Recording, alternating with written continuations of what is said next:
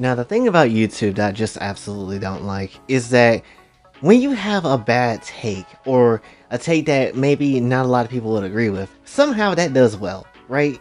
Those are the type of videos that do well. But if you're someone that researched a video, took time preparing it, and honestly edited it down to the bone and, you know, actually have a good take, more oftentimes than not, you're gonna get overlooked. And it's sad as shit. Like, the YouTube space, whether you're a big content creator or a small one, is filled to the brim with bad takes. And honestly, when someone comes through with a good take, or at least with a decent opinion, I feel like they need to get their props and respect. And even when someone does, you know, do that, and you might feel like, well, what's the point? At the very same time, I do feel like you need to honestly just, you know, go ahead and say it anyway and just put it out in the ether. Sure, maybe only 2 people will watch the video, but at the same time, at least it's out there so someone can, you know, maybe someday reference it, or maybe come through and actually agree with that opinion, so not everybody think you're the one that's insane. But when it comes down to things, today I want to look at a video that I did see on my recommended that Nuxtaku ended up watching, which is a video talking about the biggest problem in anime is women, by This Is Chris. Now obviously I don't want any hate or anything like that going to anybody, but when it comes down to things, I really do honestly disagree with a lot of shit that, you know, Chris said. And when it comes down to things, the craziest part about it, I guess one of the biggest reasons of why I want to make this video outside of correcting him in this sort of way, with my opinion, is basically because I kind of can see myself in this person, weirdly enough. Right? Sure, I may not necessarily be the biggest channel, obviously, and I may not necessarily have the power behind me, because damn, everybody knows I'm a damn ghost, honestly, or don't know I'm a ghost, honestly, because that's just how it rolls. But when it comes down to things, I feel like with my knowledge of anime, even though it's not like a lot, but I do know a lot more about anime, I can kind of come through and make my own, you know, opinions and suggestions and stuff like that. And you know, as someone that grew up with anime, honestly, ever since I was a baby, I can kind of tell you what hits and what doesn't hit, and what to expect from certain shit. And even if it's something I don't know, I can always research it and know what it is. You know, like for instance, his video talking about the entire history of anime in 16 minutes. Really good, informative stuff, interesting stuff I didn't know. However, there's one part of that video, especially in the 70s part of the video, where you go to the 80s and down to the 2000s, that you completely missed. And whether you like it or not, and no matter how you feel about it, if it's dark or whatever, lolly content mattered because it built majority of what anime even was. Yes, you had some tropes already that was there before that point, but for what we see nowadays, especially when you have to pervert stuff and all that other whatever content, you know, when it comes to anime, and even with some of the characters and the sexualization of why some characters look and dress the way they do, it's most likely due to lolly, honestly. So let's just get that out the way right now. But you didn't mention that in the video, but we have over here, and we have a whole playlist dedicated to the research of it. Especially if someone new, I recommend that you highly would check it out, honestly, and just pick out whatever video looks appealing to you. But essentially, again, let's talk about the video where you talk about the women is the biggest problem in anime. I have a lot of notes about this, and I just kind of want to just go into it and just see what we can do. One of the biggest problems that he had brought up is essentially just with anime that came out recently. Now, I don't necessarily know why only pick the anime that came out recently. Like, if I'm talking about the biggest problem in anime, I'm looking through the past spectrum all the way up to, you know, what's happening now, right? And he did show, like, footage of past anime, but not any type of talking to those shows. He only brought up recent shows, which are Demon Slayer, My Hero Academia, Attack on Titan, and Jujutsu Kaisen. And that's about it, honestly. And it's just like, wait, that's like slightly recent modern shows. Like, why didn't you bring up shows from back in the day and stuff like that, that, you know, had characters that maybe could make your point a little bit more better? But when it comes down to things, you know, it's just like, that doesn't make a whole bunch of sense. My biggest offender, I would say, of this show, this is a whole entire video that he did, I would say it's the My Hero cast. Now, I'll be perfectly honest with you, I have some words about My Hero, honestly. But, to basically get back on topic, when it comes down to, he was like, Momo and Ochako are ass. They are not necessarily good. The only characters that actually matter is Froppy, because guess what? She actually is a decent independent character, you know? She may not necessarily have, you know, the most screen time, but she's decent. And I have some words about this, right? Are we talking about the characters themselves, or are we actually just talking about the written part of those characters? Because as someone that has written a few stories when it comes to characters and whatever, there's a difference between what the character is and what they're doing versus the story that's basically being written about them. When it comes to Ochako, I would say that Ochako has some of the more bigger character development than any of the female characters in the entire show. Like, yeah, she started off as the person that really liked Midoriya, and you still get that throughout the entire show, because of course you will, but over time, it's not just about Midoriya. It's about how she feels about her classmates, and about, you know, the situation of Hero Society and what they're currently on in the manga. And literally, I think tomorrow, if there's not a break, there will be a whole chapter about her trying to save Toga, honestly. And that's like a big thing that's happening right now, with her trying to, you know, help Toga mentally in some shape and form, because of all the stuff that Toga's been through. And Toga is actually a really decent character, which majority of people get confused as like, wait, ain't this the Yandere chick? Don't she not at Yandere no more? And that's what I was thinking too, and that's why I thought for a while that Toga was a poorly written character. But when you really think about it, she's actually really good. Like, yeah, she started off as a character that was like yandere as hell, wanted to get some of that Deku meat and that Ochako meat, but at the very same time, when she started to lose people like Big Sis Mag due to Chisaki, then that's when you see, oh, she's actually about her friendship and shit like that, you know? She actually give a damn about people and have other ideas of what she wants to do. Then we get to hear her backstory. You get to see that, you know, she's always been a little bit weird, but no one really accepted her for what, you know, she is. You know, she could absolutely be a good-ass hero, but, you know, they just didn't accept her for what she was. Then when she lost twice, then that's when she went off the freaking rail. Now I'm mad as shit, my chop about to spit. Had to bust my armor off, cause my pecs is ripped. And now she needs somebody to be around her more ever than anything, honestly. And that just takes her character from the beginning to where she is now and make her super freaking good, right? There's just so much shit to unpack when it comes to her character. She may not necessarily be the perfectly written character, because that yandere part of her is a little bit weird, or at least it's very off and on when it comes to it. But at the very same time, again, she has depth written into her, and that's what makes her good.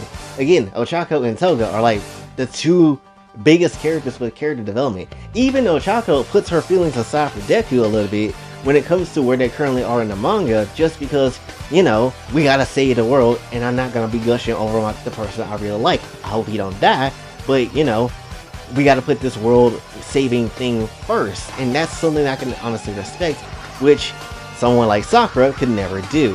When it comes down to things, you also have Momo that he mentioned, talk about how her quirk was really good, but he hates that she's wearing revealing clothing, or basically saying that she's like the more scared character in the entire cast, that she doesn't have the confidence and stuff. And while some of that is very much true, there's reasons for this shit, right? Because one, she is literally like one of the major class leaders in the show, right? She has a lot of weight and responsibility on her. I'm pretty sure if you're about to be put in charge of a big operation or a big group of people, you're gonna be kind of shaky on your confidence levels too. Like, I pretty much imagine that's how that is for anybody.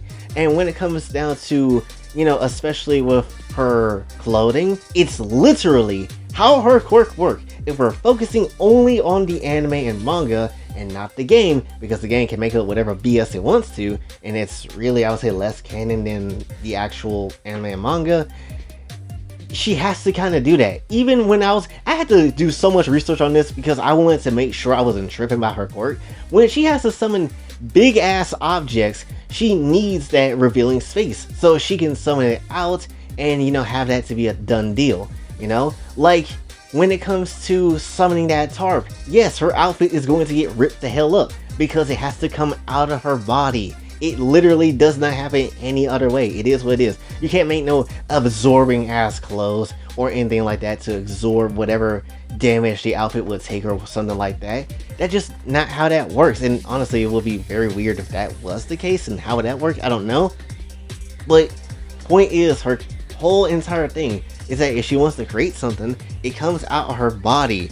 There is no if, and, or but around that. Literally, it has to come out of her in some shape and form. Small object, big object, doesn't necessarily matter. She want to summon a whole cannon, it is what it is. The reason why she wears that revealing outfit is mainly because it's easier for her to pull shit out of her, you know? Even, and that doesn't necessarily mean that, oh, well, Momo's just a whore. Beg your pardon, she's not, because when it comes down to things, you know, if you look at her, what she normally wears all the time, it's usually some covered up ass clothes if you think about it. Like when she's in the classroom, when she's in casual wear, and stuff like that. Only in her hero outfit, yeah, she's gonna wear something revealing because she needs to, honestly. Like, imagine you trying to pull a bowling ball out of your chest, but you got this shirt in the way. That shit is either gonna A, just straight up rip a hole through your shirt, or B, just be caught up in the shirt and then fall down to your feet and F your feet up. How do you feel? So when it comes down to things, it is what it is. She's not a revealing ass character. It just, you know, that's what she has to kind of wear for her ability to work. And yes, the show can obviously play some sexual angles as well, but anyway, even when it comes to Hagakure, who is quite literally invisible and naked as hell, butt booty out all for the day for the boys to see, except the boys can't see because she's freaking invisible, you know? That's quite literally her situation. But guess what? Even when she's in like regular uniform or whatever, she wears clothes. She's not butt naked all the freaking time. It is what it is when it comes to her. She's not revealing anything. You can't even see them hoes either, right? So it is what it is. So it's like, what is we talking about when it comes to My Hero? And then you're gonna be like, well, you know, Froppy is really decent. She doesn't have anything crazy going on with her. Outside the some various moments where she did have, you know, some caked up camera angles, or some thick ass thighs, or when Vanessa wanted to get involved in some shit and just do some lewd ass humor, which is good because Froppy is fine as hell. But when it comes down to things, you know, no one is safe from this show. Again, I don't understand what he was trying to pull when it comes to this. Another thing he said was that women are supposed to be women, like they're supposed to be not sexy at all, supposed to be like just straight up women characters with their own personality and goals and stuff. And that's fine. However, women not supposed to be sexy at all? Tell that to the countless of OnlyFans chicks that's on the internet, honestly. Tell that to them. You imagine someone be like, you know what? You shouldn't be, you know, revealing your breasts and ass out to all the public to see. You should say that for a person that you like and whatever. You know how many people nowadays will laugh at you out the room? Back then, yeah, people actually cared back then because people had decency and standards. But now, no one has no standards, so if you want to see, I don't know, a random YouTuber's tits out, perfectly fine, and then you can share that on the internet as much as you like. But that's literally how it is nowadays. So, you know, if you were to do that in real life, guarantee you'll be laughed at. Mainly because if a woman wants to be sexy, they're gonna be sexy. Honestly, again, it is what it is. And if anybody was going to give My Hero any kind of case of a problem, honestly, I would just say My Hero maybe it's a show that maybe people don't like because they're not used to like written subject matter like this, honestly. Like trying to go really deep with what the society of My Hero is and how it kind of relates to the world that we live in and stuff like that. I feel like there's just the shonen variety of people that read stuff that only comes here for the fights and for the epic moments and stuff like that, and not here for the actually deep written, you know, narrative of what it's trying to go for. And I feel like that's always been the problem with people. Like, people were like, oh man, My Hero's been trash, they haven't really been good since season 2 or something like that. Or maybe like they haven't really been good after that because, you know, they've been doing a lot of talking and stuff. But that's what made the character's story progress like a lot more. That's what made the overall story progress, honestly. You need talking moments in shows. Stop acting like they are the most boring thing on earth, because those character developments is what you need. I ain't saying that they need to be done all the time or they just need to be in the, you know, majority of the scenes, but they do need to happen. You can't just ignore that the character needs to talk. You be like basically RDC with their video where they was talking about how an anime only throw hands and no one speaks. The thing about all of this is...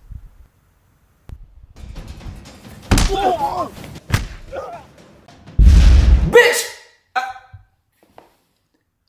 How are you just gonna start boxing him and leave?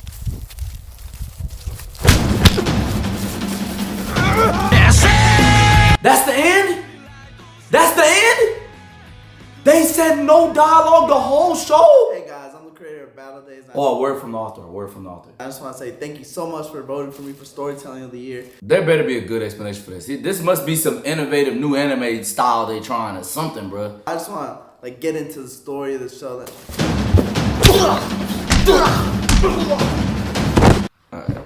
You can't have that as a show. That's what most people in shonen, when they watch it, want.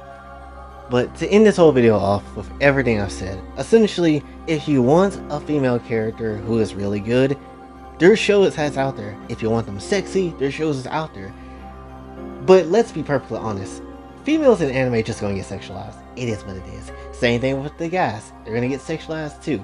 It is what it is. If you want an actual good show with a female character and a lead of that, watch Madoka Box. Matter of fact, read the manga. That shit is so damn good. I will never not give you any type of incentive to not watch that show. I want you to, because that show is really damn good. Not because Madoka is sexy as all hell, but it's because she's powerful as shit. It's because she's been through the motions of the story. It's because she dealt with all people with different walks of life, whether you're some ancient ass deity or her best freaking friend.